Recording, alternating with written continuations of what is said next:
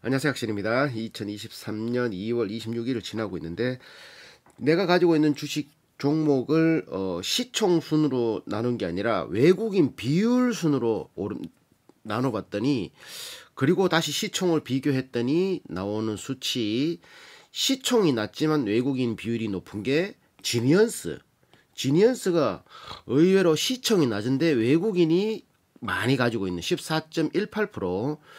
그리고 시총이 낮으면서 외국인이 많이 가지고 있는 게 인탑스가 4,600억인데 14%. 그리고 W게임즈 같은 경우는 1조 원에 육박하니까 뭐 12%. 큐브엔터는 2,500억에 4%.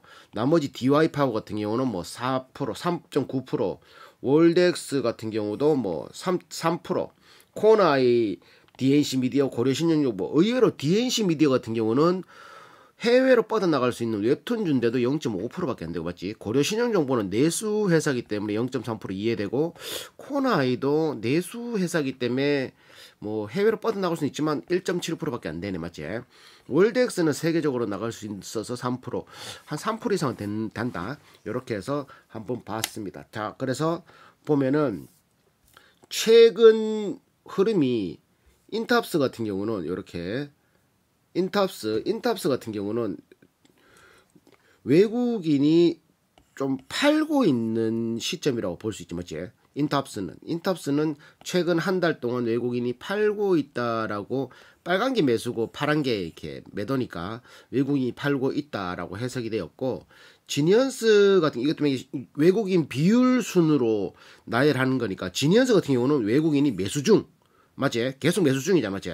계속 매수 중이라고 해석을, 11,000원에도 매수했고 만원에도 매수했고, 맞지?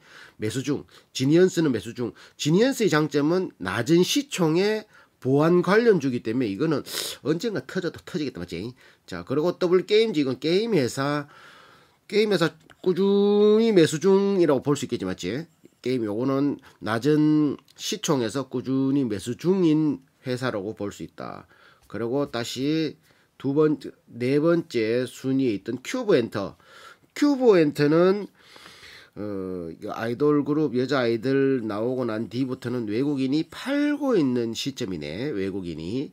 자, 그리고 DY 파워 같은 경우는 유압 실린더, 그 지게차나 포크레인에 들어가는 유압 있잖아, 그거 건설 중장비에 들어가는 그런 유압, 그걸 팔아야 되는데, 우크라이나 전쟁, 중국 내수 뭐 이런 거 여러 가지 것들이 맞물리면서 외국인이 요거는 팔기도 뭐하고 샀다라 보기도 뭐하지만, 일단 이 그래프상만 봤을 땐 조금 지자리라고 볼 수 있지만 사는 것도 있고 파는 것도 있다, 이렇게 해석할 수 있고, 맞지? 자, 그리고 월덱스 반도체 인곳이라고 최근 한 보름, 한 10일 전까지는 사고 있다가 최근에는 팔고 있는 그런 시점. 그리고 마지막에 나오는 게 또 뭐 있노? 코나이, 요거는 내수회사, 지역화폐와 뭐 택시, 미터기부터 시작해 여러 가지를 많이 하는데, 외국인이 샀다 팔았다 하는데, 이 그래프를 보면 큰 거 두 개에 작은 거 세 개, 하나, 둘, 셋. 큰 거 두 개에 작은 거, 산 게 조금 더 많다, 맞지? 산 게 조금 더 많을 수 있는 코너 아이. 요것도 굉장히 싼 편이고, 또 하나 더 있는 게 DNC 미디어. 웹툰 회사인데, 요거는 팔고 사고 팔고, 기관들이 확 팔고, 맞지? 조금씩 사고 있으니까 지자리보다는 조금 더 많이 왔다 갔다 하고 있다라고 해석할 수 있고, 고려신영정보 같은 경우는 내수 회사이기 때문에 요거 어떨 때는 확 올라갔다가 어떨 때는, 이게 주가잖아, 파란색이, 어떨 때는 팔고 있다, 최근에는 팔고 있다라고 볼 수 있는, 이게 뭐 우리나라 금리를 안 올리니까, 금리를 안 올리니 주가가 떨어지는데 금리를 올리면 주가가 올라가고. 근데 우리나라 실정에서는 금리를 올려야 되는 게 맞잖아. 미국하고 1.25% 차이 나는데 미국은 올린다 하는데, 이거 물가가 너무 안정되고 뭐 이렇게 실업률도 낮고 뭐 돈 더 걷어야 되겠다, 물가 올려야 된다, 최고 0.5포인트 올린다고 하는데도 우리는 안 올리니까, 나라가 어떻게 되든지 말든지 안 올리니까 이거는 한 방에 크게 돌아오지 싶어서 고려신용정보다 매력적일 것 같다, 맞지? 고려신용정보도 지금 시총 1,500대 많이 빠졌는 상태. 그러니까 다시 이게 보면은 어찌 보면 외국인이 가장 매력적이라고 할 수 있는 거는 지니언스라고 볼 수 있는 거지. 낮은 시총인데도 14%의 지분을 꾸준히 매수. 거기에 또 보면 인탑스도 시총 4,600억인데 14%의 지분. 그렇다고 뭐 시총만 봤을 때 외국인이 가지고 있는 게 이 작은 회사 1,000억짜리 같으면은 5%가 움직인다는 건 5억만 있으면 이거 움직일 수 있다는 소리가 똑같은 말이잖아, 맞지? 사기만 5억 치면 사면 5%가 붕 뛰는 거리가. 그게 맞나? 하여튼 그런 것처럼 더블 게임즈야 뭐 게임 회사 1조 원에 육박하는 유니콘 회사라고 볼 수는 있지만 외국계 회사가 이런 작은 회사에 투자하기가 뭐 하잖아.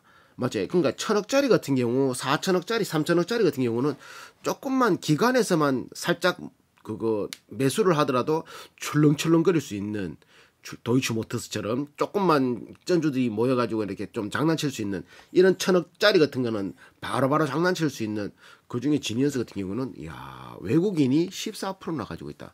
주식수도 900만 주밖에 없어. 900만 주. 주식수도 작기 때문에 이런 건 어찌 보면 품절주가 아닐까. 주식수가 많아봐야 2천만 주 미만의 다 알짜배기 회사들로 일단 외국계 비율은 지니언스가 최고 높네. 더블 게임즈도 높고 10% 이상 되는 회사는 인탑스, 지니언스, 더블 게임즈.